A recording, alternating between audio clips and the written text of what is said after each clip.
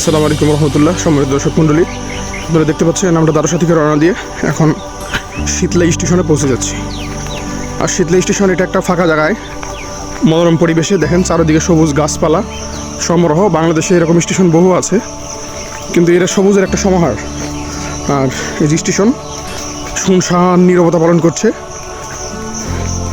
নামাজ পড়ার ব্যবস্থাও আছে। তো স্টেশনটি অনেক সুন্দর।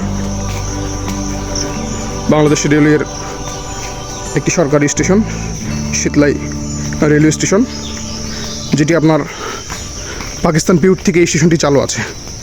একসময় খুব জমজমাট ছিল, কালের বিবর্তনে হারিয়ে গেছে জৌলুস, কিন্তু স্টেশনটি এখনও অনেক সুন্দর হয়ে আছে। তো আমরা চলে আসছি স্টেশন শীতলাই। আর এটা হচ্ছে তাদের কাউন্টার। এই কাউন্টারেও এখান থেকে আপনারা টিকিট সংগ্রহ করতে পারবেন। এই শীতলাই রেলওয়ে স্টেশন, এখান থেকে সংগ্রহ করা যাবে। আর এখান থেকে ট্রেন এসে দাঁড়াবে। আমরা এই দিক থেকে আসলাম।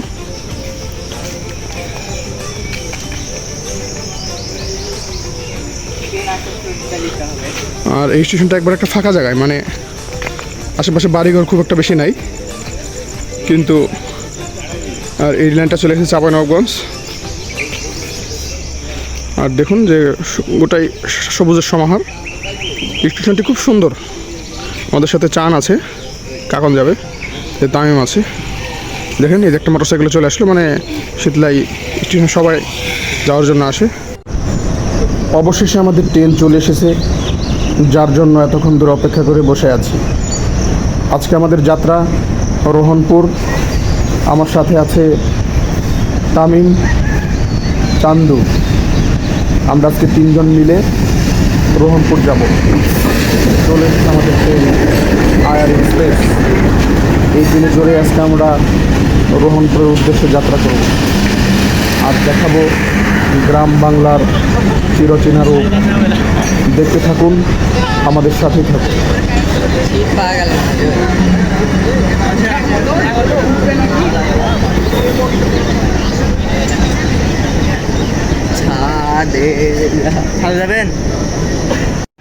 আমরা ট্রেনে সিট পাইনি, অনেক ভিড় ছিল।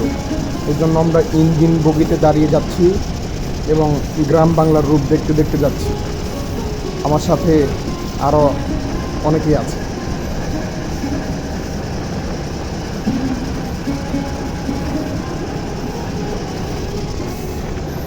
আর আমার সাথে চান এবং তামিম আছে।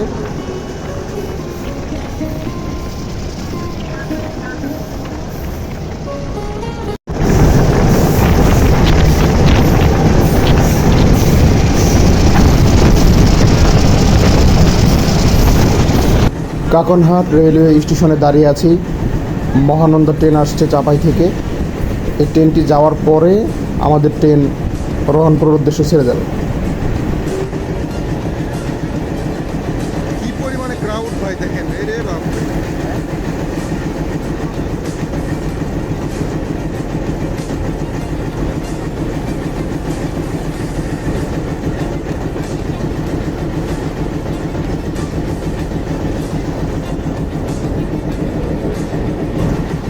আমাদের ট্রেন এখন প্রবেশ করছে আমনুরা জংশন।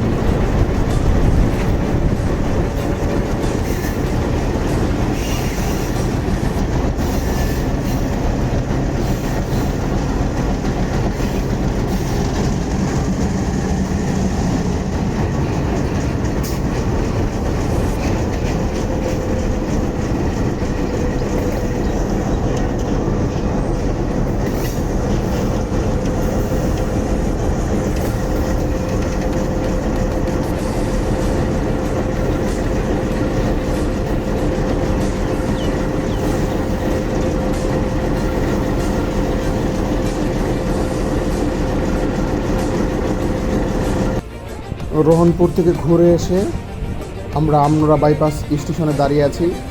ট্রেনটি চাপাই থেকে আসছে। এই ট্রেনে চড়ে আমরা শীতলাই হয়ে বাসায় চলে যাব।